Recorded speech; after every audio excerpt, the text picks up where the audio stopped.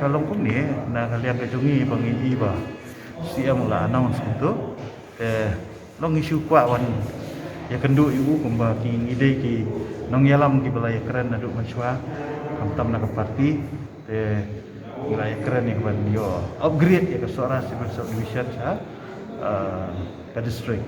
Jadi kan ni kejungi keren kadang ya na kalian ke government kumba kala iba kadon kata ke geographical problem. Jadi si nangnya penbet. Keempat dan kedua ke asuran sedari kamut bala la give up ya ke idea dan dari kajingnya keren ngomong itu kan nangnya ngidang exercise. Tapi ya kata ngimpak ya keren lah ada kita. Ini saya pek tadi.